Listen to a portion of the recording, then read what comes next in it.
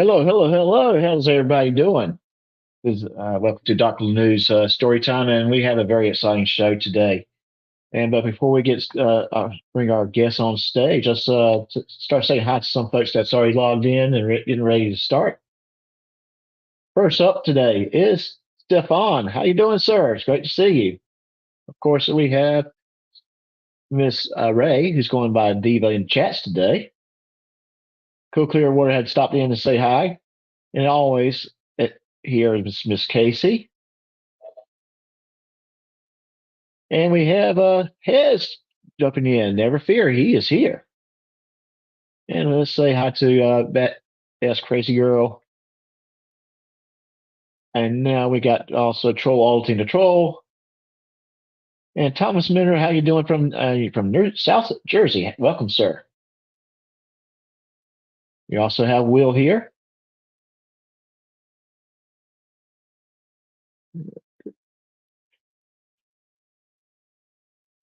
And Florida Jim, welcome. I'm glad to see you here, sir. And right now, that's all we have popping in, but we're going to have some more before this we get going really full time. So let's first bring up our producer. Everyone knows her. So let's say hey, hey to Ray Ray. Hey, Ray. Hey, how you doing? Doing great. Doing great. It's good to see you. Good to see you too. Yes, it is. And we also have to bring up the co-host with the most. And her name is Dee. Hey, Dee. Hey, guys. How y'all doing? Hey. And now let's start bringing our panel up. First, let's bring up Gary Zinker.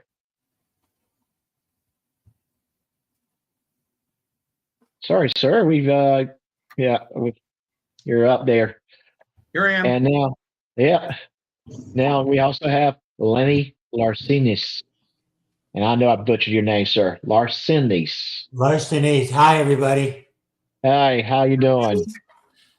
Better than that. Yes. It's good to see you, sir. Same here. Yeah. And now we have also Miss Lea Love. Hello. Hello. How are you guys? I love you. Yeah, and now finally we have Cool Clear Water. Howdy, folk. How you doing, sir? How you doing? Doing very well. I've got That's two great. cats keeping me company up here, making sure nothing moves. Okay, I know how that feels. I have 3 of them that likes to hang out around me too. So I'm going to go ahead and get started with Gary. Gary, can you briefly tell us about your writing history, what you have wrote in what's your writing background, sir?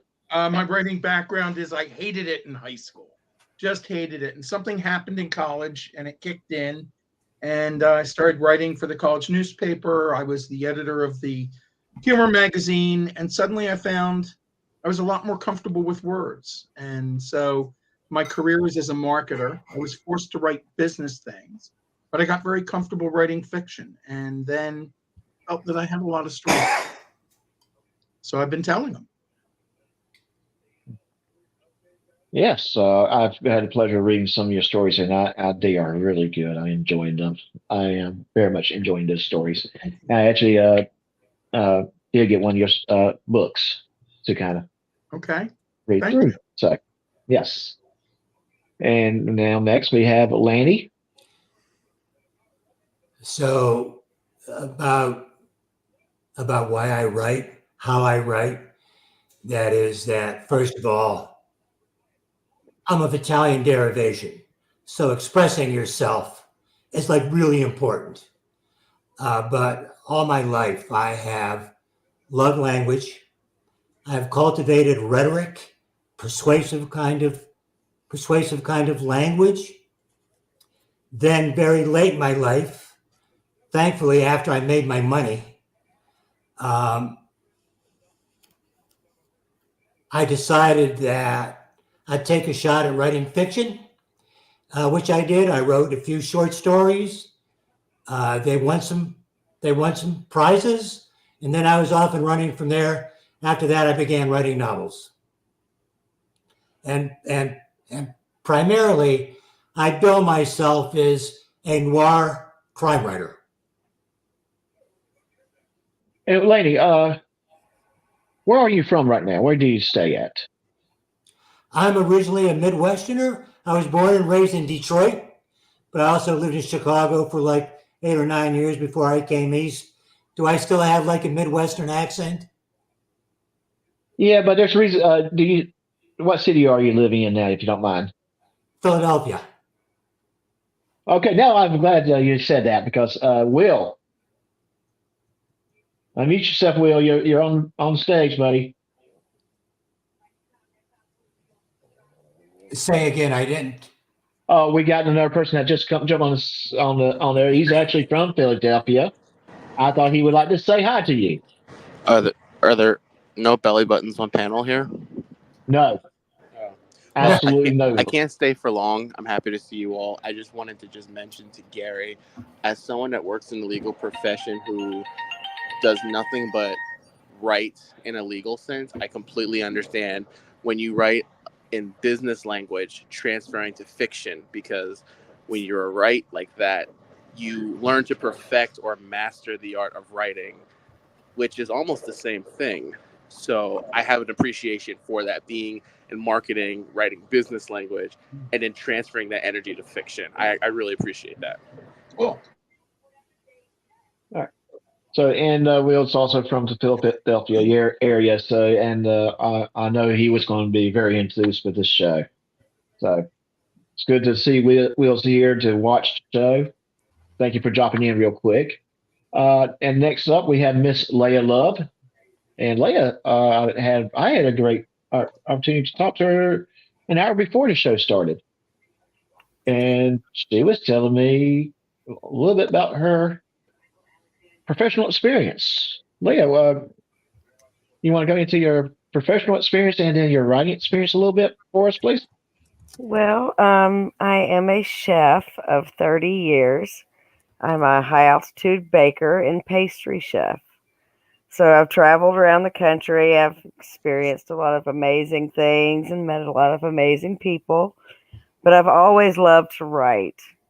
And I'm getting out of the chef life and I'm moving to Utah next week. And I'm going to start spending more of my time writing. I've published a little short, not really short story, but short book on Thanksgiving of last year. And I'm excited about that. And I'm excited about the ones that I've started. So I try to put my personality into them and my experiences. So I think most writers do that. Thank you very much.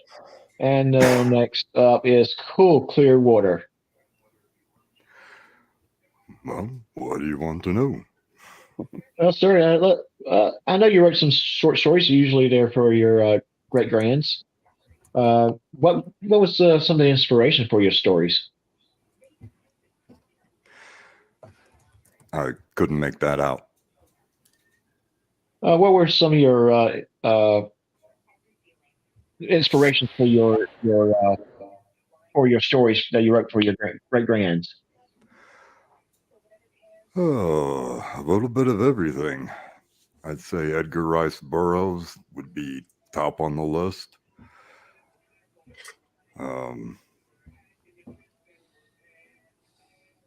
Yeah, it kind of starts there. Yeah. Okay. Yes. Now we do have a story that's from Cool Clear Water that I will be reading on one of our premieres in actually about 2 weeks. So I'm looking forward to actually being able to share that with everyone. Hey, Very short. Oh, Yes. Sorry, I didn't mean to interrupt. Okay. So there is a question on screen. I'm going to ask this to everyone on the panel.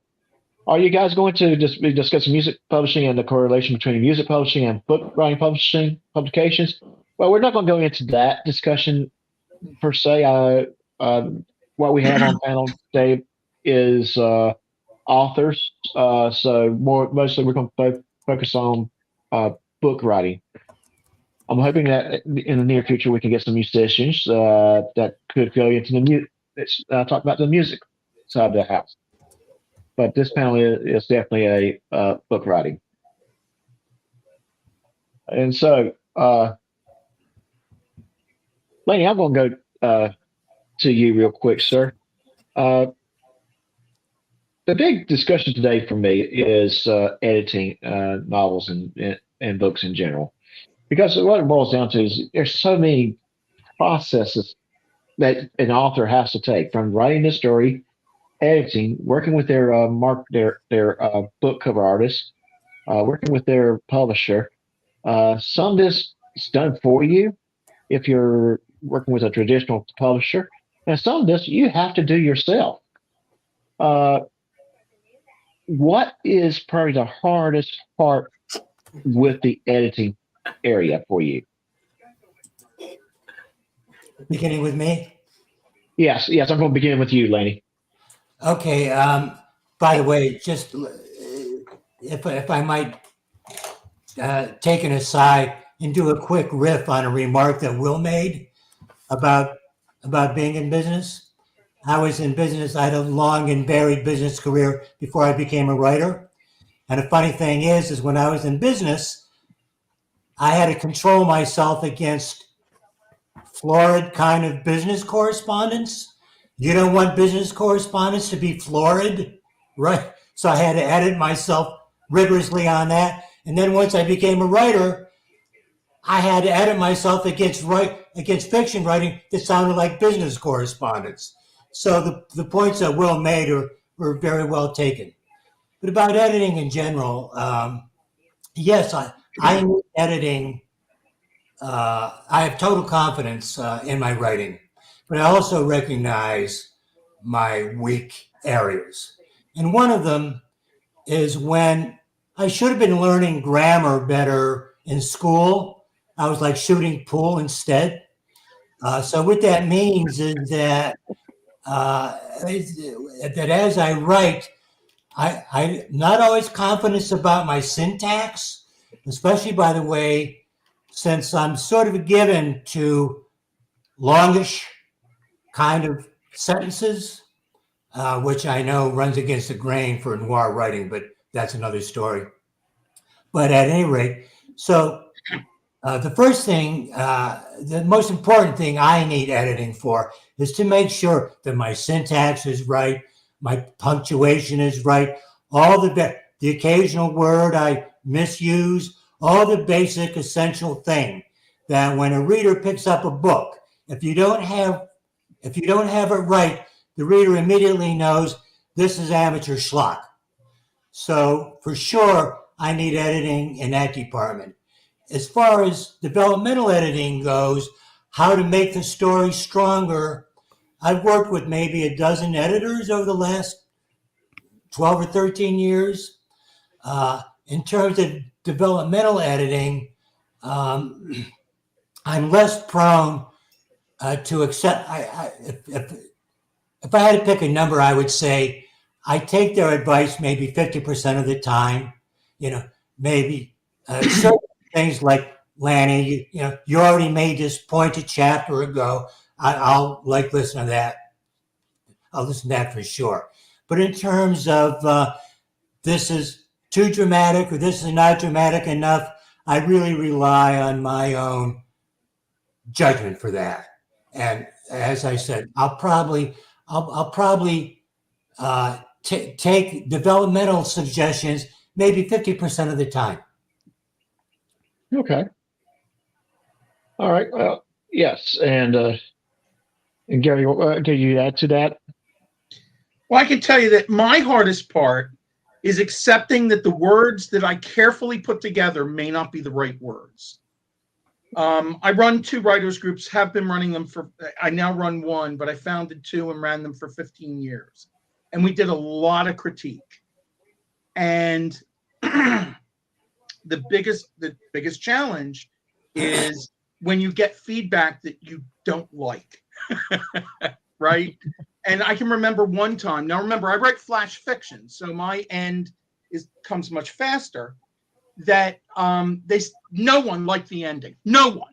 But I was sure it was genius and it fit, and I had to make a choice. I make a choice: do I like my genius that no one likes, Right. or do I go and ask them how do they think the story should end? Yeah. And I edit the story. I went and edited the story. Because the story isn't any good if in the end everyone hates it, right? As a story, not they hate the character, which is great, but that they don't like the ending. It's unsatisfying. The second part that's the hardest for me is not continually editing. I'm a guy who goes back to the beginning. When next day I go back to the beginning, reread everything I did, and I start editing immediately. Yeah. And it takes me a long time to get to the new part that I'm supposed to be writing. So those are my two biggest challenges. Okay. Well, okay. Yes. And Miss Lea, what can you add?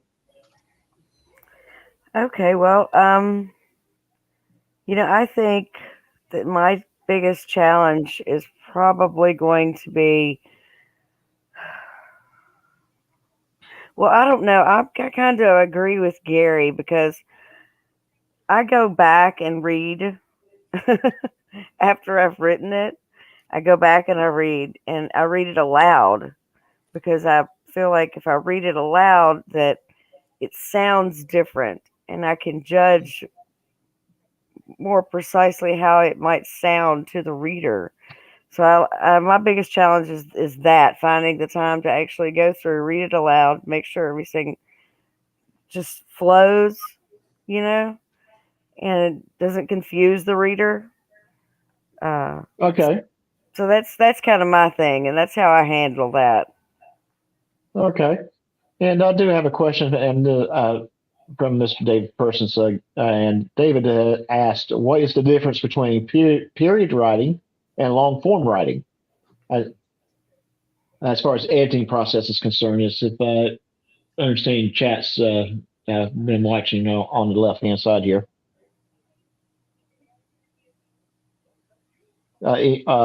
Anybody could answer if the Lanny, anybody? Yeah, no, say again, please, then. Okay, yes. Periodic writing and long form writing, what's the difference in the editing process if you are if worked with that in the past? So about long form writing, I still didn't get the question, Doc. I'll read the whole question for you. David Person said, "I have written for the Daily Christian Advocate and had pieces appear in the New York Times, Fort Worth Star Telegram, and others. What is the difference between periodic writing and long form writing?" By long form writing, I assume he's referring to fiction. Is that a safe assumption? Like I'm going to assume that's like what a he's novel talking about. or Novel. I would extended editorial piece or what? I'm not sure. He didn't specify, so let's just assume he means like a between fiction, or a nonfiction long form and writing articles. Yeah, well, I do both. And first and foremost, when I'm writing anything nonfiction, my first objective is clarity. So in my nonfiction writing, my sentences tend to be much shorter. My allusions tend to be far fewer. And again, the goal is clarity. After clarity in my nonfiction writing, my goal is then persuasiveness. Like when I grew up, argument in my household was a sport, right? So all my nonfiction writing tends to want to be persuasive. That's totally different from fiction writing. Fiction writing, whether it's a short story, 5, 6, 7,000 words, or a novel, 80 to 120, 130,000 words, let's say, the difference there is the goals are different. There you're telling a story. There you're looking for drama. There you're looking for tension. So those would be the fundamental differences, speaking for myself, in nonfiction writing versus fiction writing. I hope that's responsive. Yes, thank you. Thank you. Thank you. Yes. Yes. I mean, I was informed. I think that would cover it. If not, David can follow up his question in chat if he would like. So Yeah. thank you. Yes. Right. And I do want to hear from Clearwater. You have published a couple pieces, correct? Cool Clearwater. Quite a few. Yes. The So how was published work the that I've done is nonfiction. It's technical writing, writing for textbooks, white papers, that sort of thing. okay? But you have dealt with the editors in the past and probably been critique as well. Dealing with a couple of them right now. It's Oh, a lot okay. of fun. Okay. Okay.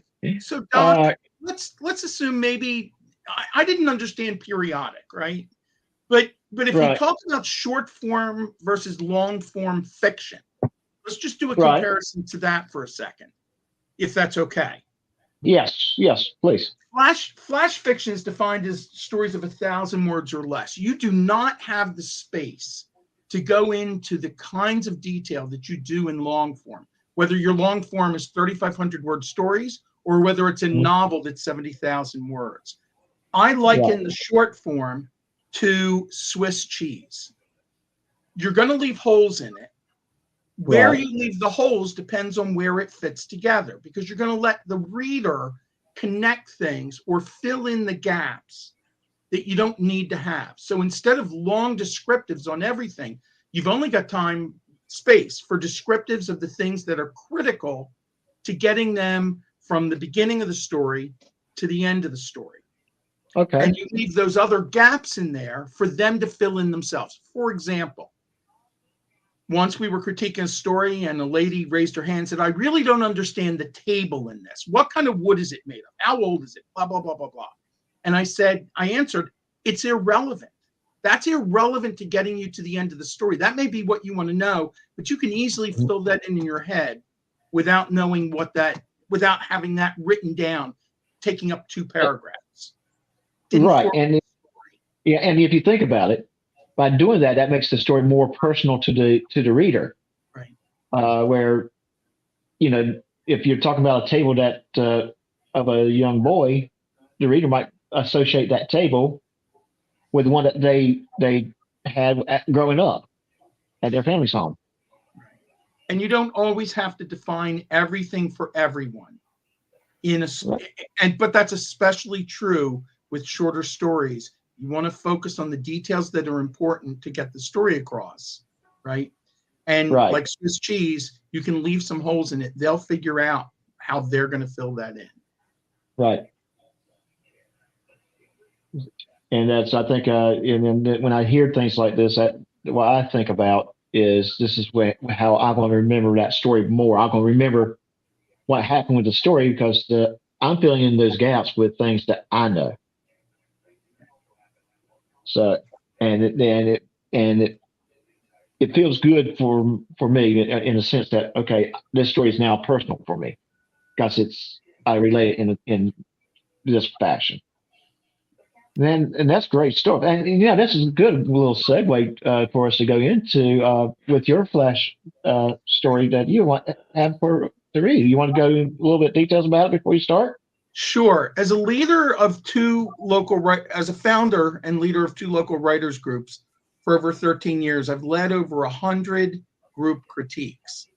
This is my Flash fiction tribute to all of the brave writers who share their work to make it better. It's called Critique. I want to write like Tina does, in sentences that flow together in rhythmic perfection. I want to use prose that makes my reader taste the traces of oak in the red wine and smell the slightly sweet scent of burning candle wax. I want them to feel the incredible softness of the satin sheets against their skin when she does like she does when describing her characters making love between them. I want people to read my words and place themselves in the middle of an argument between two people and have anger envelope and overtake them. But that doesn't happen. It never happens when people read my work. The members of my critique group stare politely at the double-spaced pages I have handed them, listening as I read my words that have been carefully assembled into complex and thought-provoking sentences. They shift a bit in their seats as I read, but there are no giggles at the humorous parts, no nods at the detailed descriptions, and no gasps at the plot reveals. These people are friendly and chatty before they read my piece. They smile and ask about my children, my dog, and my job. But once we begin the critique, they change. They tear apart my characters, stab holes in my plot line, nitpick at my word choice, and otherwise unravel my carefully constructed work into a pile of junkyard rejects displayed with no rhyme, reason, or purpose. I'm ashamed, embarrassed, and lost. And still I come back every month hoping to catch the smallest of compliments or a token of recognition for the talent that lies within me somewhere. So I read my latest short story out loud with a mix of defiance and trepidation. I've placed my best work and skill into the words I've selected. I've gone over it several dozen times, changing the scene, changing the characters, changing the plot. I've subtracted words, replaced others, and changed them back again. And I know exactly what to expect the moment the first person opens her mouth. So on page 1, Tina to my left begins her critique sandwich. I stop her mid-sentence with a short but sharp knife I pull from my pocket, quickly swinging my arm to rest it against her throat. I see fear in her eyes 3 seconds before they roll back into her head as my knife slices through her skin like carving a turkey. Blood spurts out in an arc, soaking the face and glasses of the old man across from her. Faster than he can react, I slam the point of the same knife through his right hand, trapping it onto my 5 pages covered with the blue ink markings he made while I read my work aloud. I shift behind the man to his left. He writes poetry that everyone raves about that I still can't understand. And your critique, I growl into his right ear from behind, my chin pressing against the side of his face and his gray beard. I, he stammers at a loss for words. Just as I suspected. He hates it. I tilt my head slightly, and bare my teeth down on his scrawny, wrinkled neck. I clamp down and rip away as much flesh as I can manage, spitting it onto the table. Can anyone else understand what he's trying to say? I know I can't, but there's no one left to answer me. That's because, hi, my name is Charlie, sitting across from me, appears to have had a heart attack between the time I sliced Tina and incapacitated Edward's knife in the hand. All without a single kind word. How rude. Serves him right, I say. Blood runs off the table and pools on the floor. It's a mess, but that's why you have a waitress, right? I could easily use a glass of water about now. She really isn't doing much to earn her tip. I look to the other tables and their critiques. They're continuing without interruption. People are reading out loud while others offer commentary. There's laughter. They're engrossed in their pieces there and ignoring what goes on at my table. No one is even looking our way. I sit back down in my seat and draw a deep breath. Maybe, I speak out loud to the people at my table who can no longer hear me, maybe if I read this again, you'll appreciate it better. I focus only on the paper, channeling my author inner self. I start reading my piece again from the very beginning, changing the emphasis on some of the words. Yes, this reading was much better. I close my eyes and take the quiet moment to reflect. Gary, are you okay? I didn't hurt your feelings, did I? Tina to my left asks. Her voice is soft and offers true concern. I take a deep breath before finally opening my eyes. Yeah, I'm fine, I answer slowly, turning my head to look her in the eyes. I just have a hard time with criticism. Very good, Gary. Or something, right? Yeah. No, it's just I sat at those tables too, and I know the feeling. You think, oh my goodness, I love this. Oh, look at what I've written, and look at what I've written. The people gonna love this and basically feel like you're walking out 3 inches tall. So it can be really, really hard to get feedback that on the piece you think is perfect, right? So right, yes, but it's also very critical to get that feedback, it is. and it's yes. Uh, Well, I liked some it. things. It, Glad. oh yeah, it was great. It was really good. I like And how what- you captured that moment the way you did. Because we've all done it. We've all sat there and felt that way before. So I liked it. yes, I'm glad. yeah. So I have to ask this question. There's a lot of horror stories out there. Uh, uh, Editors who's offering their services for very reasonable price. Let's just say it that way. But later you find out the real reason why they're offering them at a very reasonable price. Uh, by the way, tell Gary that I love gummy bears from hell. Is that I don't want to interrupt your thing, but I'll interrupt just a sec. Gummy Bears from Hell was an experiment on how fast I could publish a book, and that took 2 months to self-publish Gummy Bears from Hell. And it's just okay? reviews. It's just reviews of people who have eaten these gummy bears, and the dietetic ones, unfortunately, have a strong laxative effect. It is an exercise of people online using their writing creativity to talk about what could happen after you eat the gummy bears. That's it. I'm sorry, didn't mean to interrupt. Oh no, no, but that sounds interesting.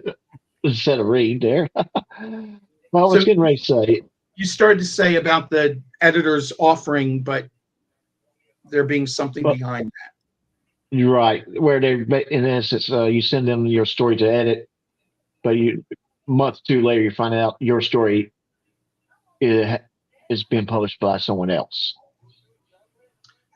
But they that. So you're steal your saying work, they're basically. using it just to access it so that they can publish it someplace else under some other name? Yes, yes. Basically, they're trying to steal. They steal the stories. I've heard that. I've read about those stories. Wow. That happening. So the question comes in: how do you find a good, trustworthy editor, someone that you know, A, will give you the critique that you need, and B, do a good job, but at the same time, they're not going to take your ideas and run away with it.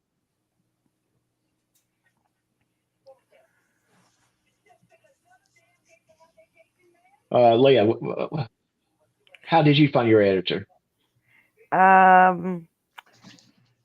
I actually just had someone, I had several someones that are in the English department at Ole Miss do some of my editing for me, and they were students. Ah, So there was no problem with that.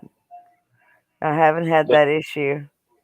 right. So these were probably people that were looking for that little experience when they got out of college, so they can continue editing, maybe in a professional setting. Right. Right. And Gary,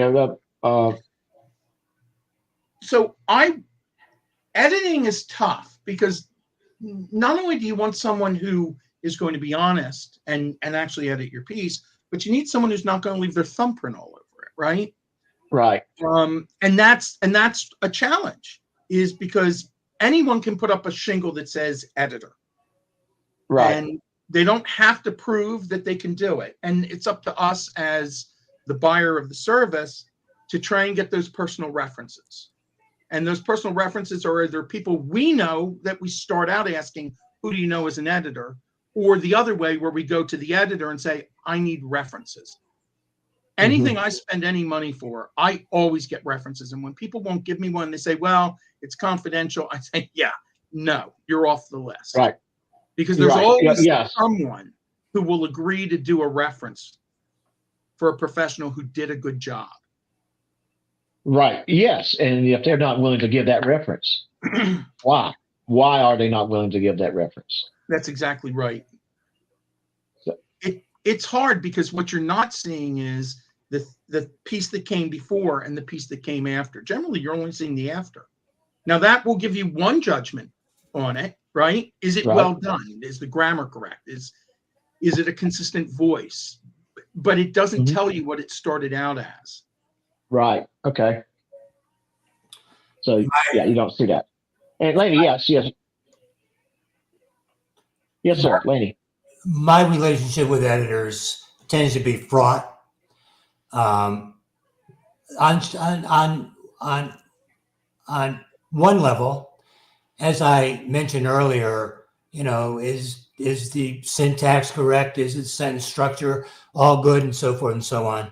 I'm fine with, is a particular word appropriate, or is there a better? I'm fine with that kind of stuff. But the difficulty I've experienced with editors, by the way, I'm not so sure that there's a direct correlation between how much they charge and the quality of their work product. But that issue aside for a moment, my difficulty with editors tends to be a little bit philosophical. Number one, I need for the editor to be intimately familiar with not just the tropes of noir crime writing, right? They're all familiar with the tropes. In fact, you could Google the tropes for noir crime writing, right? That's a simple kind of deal.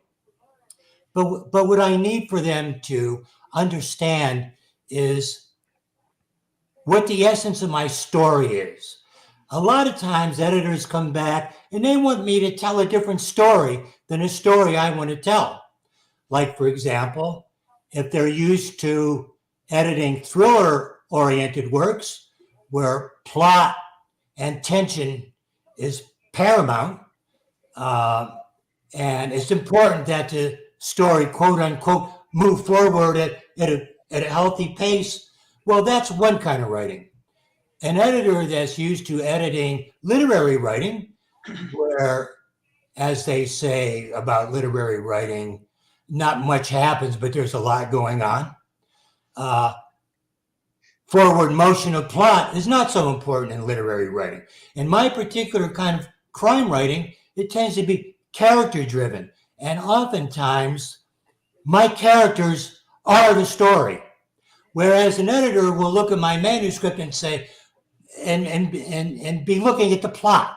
To me, the plot is a secondary device for me to bring out unique, unusual, interesting characters. So what it comes down to for me, vis-a-vis editors, is what really is a story. They want me to tell one story, but in my mind, I'm telling a different kind of story. So that tends to be a big difference between me and editors, and why I'm not so prone to accept their developmental advice about my story. And as I said, I try to be mindful of the principle behind what it is they're trying to say. If what it is they're trying to say is, hey, this passage is boring. Okay, I really want to hear that. I really want to hear that. I want to hear that kind of stuff. But when they're not clear, when they're not sure about the story I'm trying to tell, then it's like, to me, it's not a good editing job. They need to exhibit to me that they understand what it is I'm trying to do and make what it is I'm trying to do better, not make me do what they want me to do. If you follow that. Yes, I do. Absolutely. Absolutely. And Cole Clearwater, I think I got to ask you the same question. You've done so much writing, especially on the technical side. I imagine that the editors do come in and say, you got to change this, you got to change that. What has been your experience with that? Oh, well, the biggest thing that I've noticed with the editing is how it has changed over the years. Something that I wrote in 1961 or 62 that was perfectly acceptable would come flung back at me with red ink all over it today. It's sort of like what's the newspaper? AP Styles. Uh-huh. It keeps getting updated for appropriate and accepted newspaper and article writing. And it changes just a little bit every year or every 2 years. It's the same with editing for both fiction and nonfiction. Things that were completely acceptable or even demanded decades ago, oh, you just don't do that today. I got the shocker of my life when I was told that, oh, now it has to go to the sensitivity editor. Right. I know. Really? You're Yeah, going to make sure that my jokes are safe? Yeah. Yeah. Wow. Imagine Noir going to a sensitivity editor. Yeah, not happening. Oh, goodness. Oh, man. I use editors now much more for the proofreading side of things, Right. simply because I can't see what I've written. Yeah. Right. Yes. Yes. I don't know if I hit, colon instead of quotation or period instead of comma. I had a problem because I used autocorrect. Don't ever do that. When you're a technical writer, half of the words that you want to use are not in that dictionary, and it will find something to put there. Oh. Okay. Doc, Yeah. Yeah. Doc, can I comment on David's statement here? That's all right. Yes. Go for it. He says political correctness is the worst kind of censorship. Sorry, that word gets me every time. And it's destroying creative writing, at least if you ask me. And, I agree with him because I recently sent you the beginning of a story that I was writing. And you pretty much said, no, start over. And I was fine with you Much critiquing me. nicer about it. No, I was fine with you critiquing me.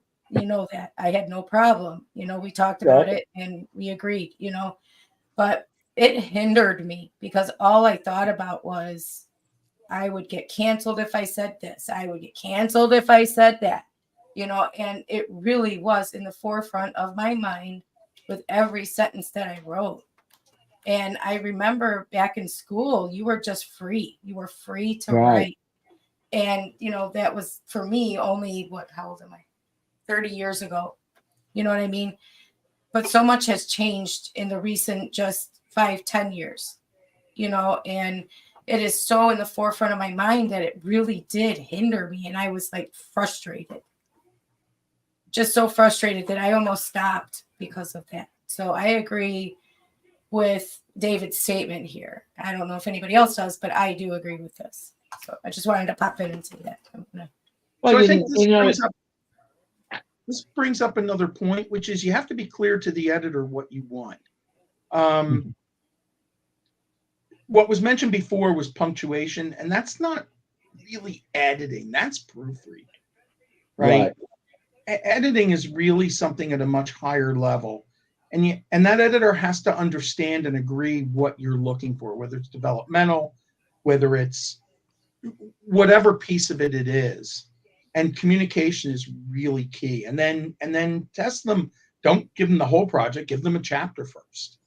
And don't begrudge paying them for that chapter, right? Because they are spending their time. They're doing their profession. You're trying to find the person that matches what you want and the skills that you want.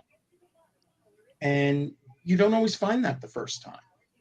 Sometimes it takes 2, 3, 4 times to find that editor that matches, even with references, even with reading the work that seemed to come out of them. Right. Yes. So, yes, you have to. It's going to take a little bit of work to get to find that right editor. And has one of you worked with a traditional publisher before? Yes, I have. Yes. Okay. Did they provide the editor, or did you still have to go hire the editor? Yeah. No. Yeah. They did.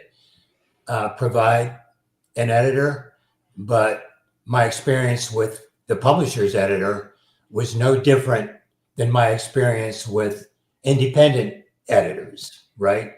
Right. You know, and it's also true, I think, especially today, that a lot of publishers editors, especially small houses, that stuff is contracted out. Those are subcontractors that are looking at your manuscript, and and if you found them on your own, you probably wind up with the same person, But I didn't find the quality of the editing, editing suggestions any stronger than a dozen or so independent editors I also worked with. Of the dozen or so independent editors I worked with, there have been maybe 2 or 3 of them that I felt confident they knew what it was I was trying to do and the story I was trying to tell. Other than those 3, maybe 4 at the most, I feel like I wasted my money for anything beyond simple copy editing. Okay. All right. That's always been one of my interests. Is we have so many different publishers out, and we're not going to go into it, but I'd really would, looking forward to that conversation in the future with you guys, with the publishing of your stories, whether it was easier to do it yourself. But we'll definitely go into that in the near future. If you guys will come back, if you choose to. That would be interesting story, interesting discussion, I think, and with myself, for me at least. And I know Miss Ray would probably be interested in it as well. So, Lea, were you self-published, or did you had to go hire an editor yourself? I self-published. Okay, so you went and hire your own editor. Yes, I did. But like I said, I just went through. We have a great program here at Ole Miss. Right. And, because here we have the Conference of the Book and, John Grisham. And so there's a lot of, my picture is taken at Faulkner's Alley, in Oxford. So here we have a lot of really good resources for that. So I just chose to do it that way. And it's the first book I've ever published, and it was a very personal book. So I wanted to be very involved in what changes were made, if any. So I chose to go that route, and I self-published just because I had never I'd never dealt with this before. So I'm still in the learning stages of, what to do, how to do it. So, but it was interesting. Yeah. Yeah. I Yes. managed to get it done on Thanksgiving last year. So it was months of going back and editing myself, My son, did my cover. Okay. He does, digital artwork and stuff, and he's an artist, so he did the cover for my book. My daughter is a photographer. She owns her own photography business, so she did my author photos. My mother is a professor, so I had her do some editing. So it was kind of a family affair for me to get it done. Well, sounds like it was, yes. Yeah, so And it was kind of a dream of mine just to even publish a book.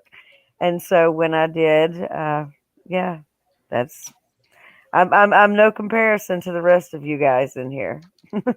yeah. So, Miss Ray, would you please throw that Amazon link for Leah's book in the chat, please? And Leah, please spend a couple minutes, just kind of tell us the plot line of your story. Doc, was that directed to me? No, sir. I was asking Leah to give us a plot line of her story. Okay. It's basically about two ladies that are friends and have been friends their whole lives. Something very drastic and traumatic happens to one of them, and they basically decide to exact revenge. I don't know how else to put it. But before they can do that, an outside force does it for them. Okay. So it's Yeah. if I tell you any more, I would give it away. But Yeah. it's a lot of me in the book. I suffered some trauma when I was younger, and so there's a lot of personal, references and things about myself in the book. So for me, it was more of a healing process. I wrote it to get some things off my chest, and it turned out to be pretty good in the end. Well, great, outstanding. Great. Cool, Clearwater. You said you wanted to talk a little bit about your experiences with publishing as well, real quick. Yes, or the lack thereof when it comes to the fiction works. I lucked out. I had already worked with several editors and publishers on the nonfiction and technical side. So when I wanted to get my first thing published, I just asked them, who should I take this to? So that went very well for me. And I've been interested in this self-publishing,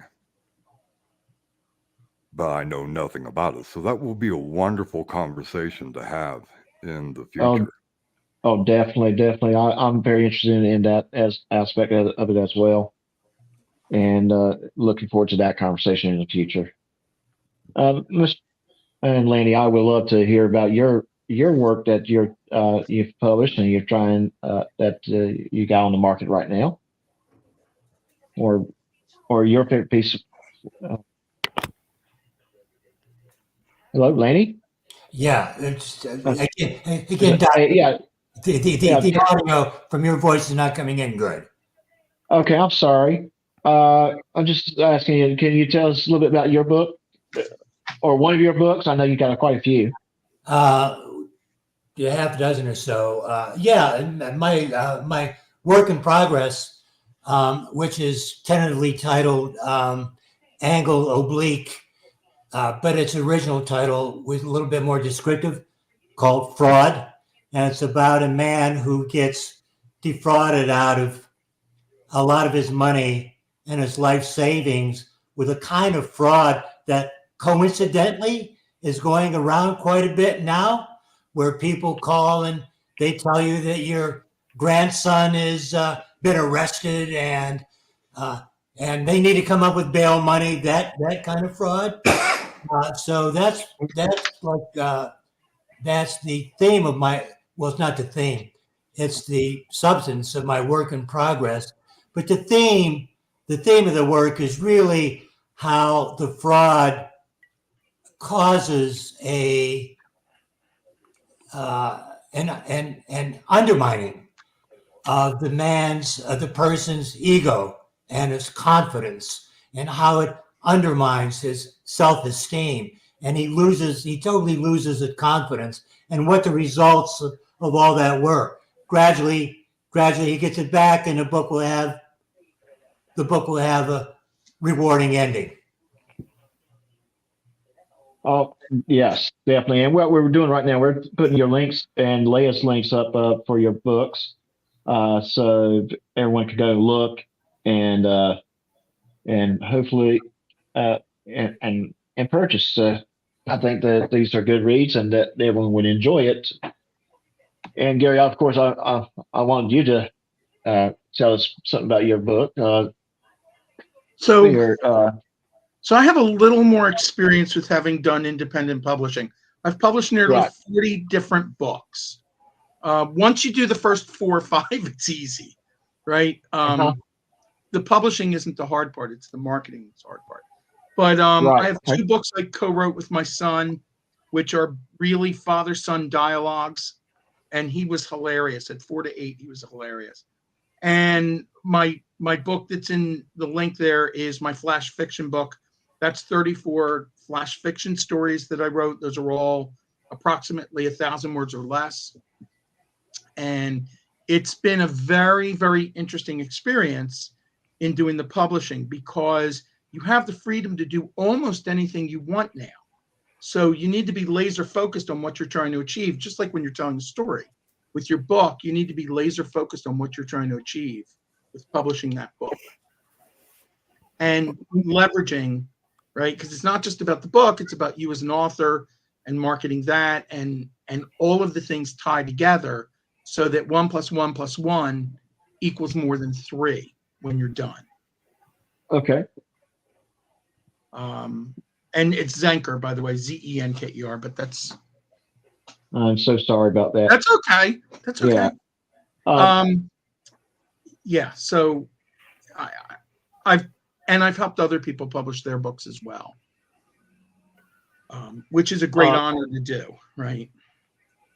I'm going to tell you truthfully, I am working on something right now.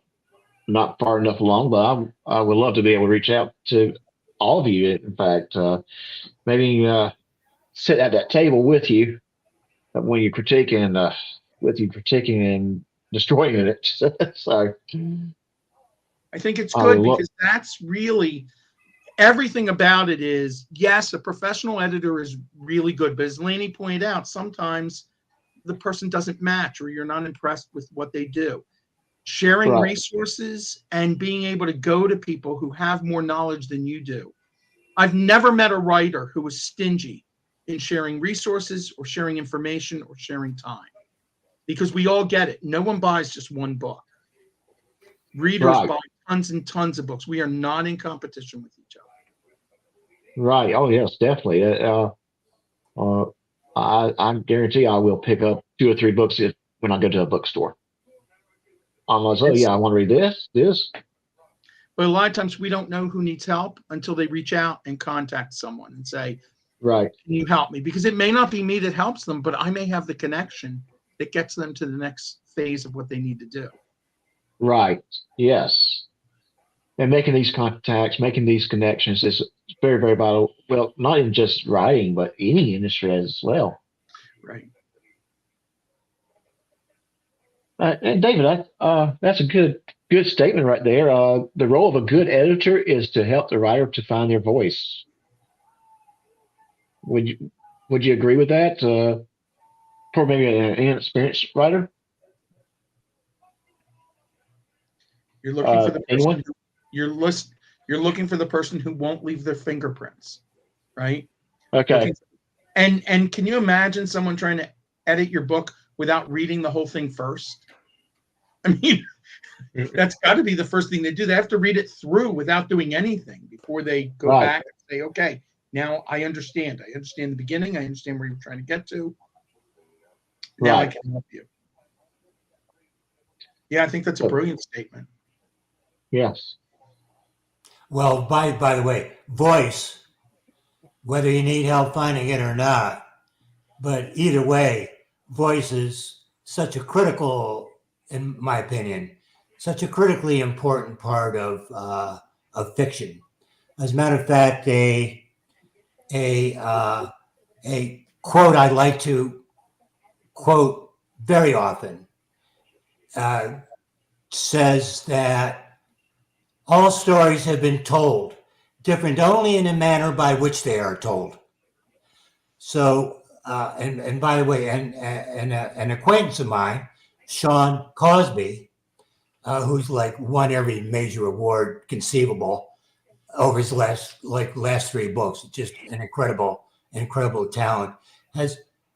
But his books have like not exactly stellar plots, but his voice is so fabulous, so different. That's why he sells a cajillion books. So voice is really, really important. And for anybody beginning that are not yet confident in their voice, yes, that's something to work closely with an editor regarding.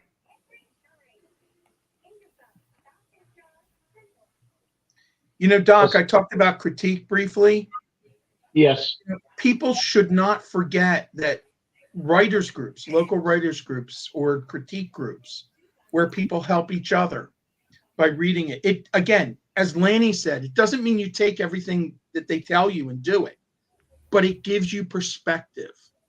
You just have to, in that case, you don't just get to take, you have to give back, and you have to do the same for other people that they're doing for you. And remember that you don't want to leave your fingerprints on things. Right. Yes, correct. And I think this has been a very, very productive conversation. I think we tackled a lot of things. Ms. Ray, what we have here, I don't know if they have heard of her, but Ardith Mayer was one of the writing mentors, and she was all about finding your voice. Apparently, she was a science fiction writer, so she was all about that.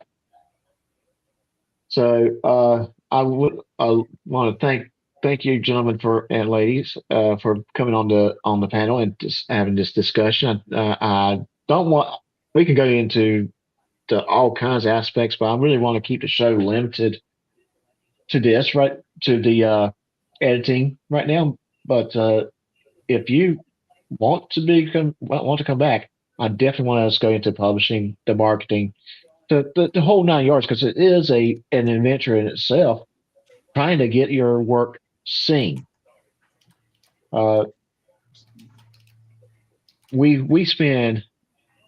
I spend just hours a week just to prepare for a 15-minute video and maybe an hour and a half to 2 hour live stream, and it's just all trying to get it marketing, get it where more and more people see it, and that's the whole idea. Is get yourself where you're seen by as many people as possible. So I would definitely love to have that conversation about the marketing side of the house, as well as the publishing side of the house. But I do have to ask this question, though, real quick. What's the most fun part of the writing? After you get it published and created, what would you say would be the most fun part?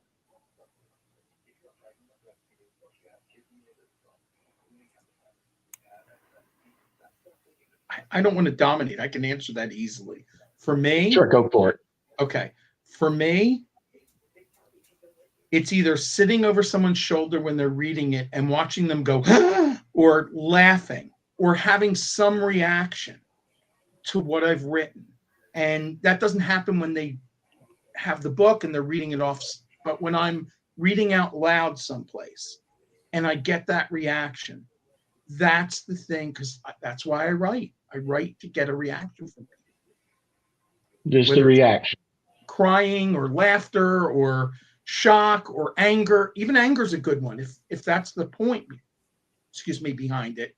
I want people to feel things after they've written something, after they've read something I've written. So for me, it was sitting in the college center and watching them read the humor magazine and watching where they laughed and trying to run over and figure out what did they just read that made them laugh? Which part of it? And it's the same thing now with stories. Which part makes them react? Okay, that's good. That is, I have to agree with that to 100%. It's the audience reaction, the reader's reaction. May I? Yes, go full Clearwater. For me, it is audience reaction, but a different type of reaction. The greatest thrill that I get after writing something, I thoroughly enjoy the process, is when something that I wrote starts a conversation. Gets people to look further into whatever it is, or discuss it, or analyze it. It's the conversations that it starts that mean more than anything to me. Yes, absolutely. Yes, it's getting that vibe, that conversation going. That's always awesome. Well, I'd like to thank all of you. If you want to hang out in the backstage as I'm signing the show off, and we can talk a little bit more about if you want to be back on or not, and we'll go ahead and wrap this live stream up for today. Miss Ray, let's go ahead and put everyone backstage.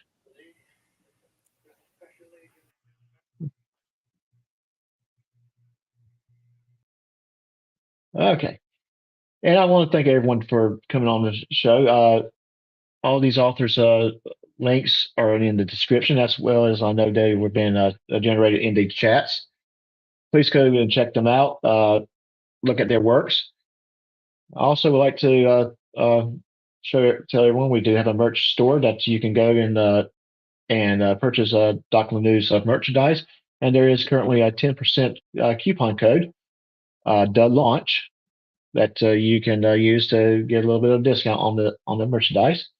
I'd like to thank my guests today, Gary Zinker, Cool Clearwater, Lanny Larcinese, Lea Love, and of course, always like to thank Miss Ray, and of course our co-host Miss D, who had to jump off for a personal matter in the middle of the live stream. I'd like to say thank you all for watching. Please email your stories, poems, or music to jlanewsstories@gmail.com. Please like, subscribe, comment, and share. And until next time, take care of yourselves.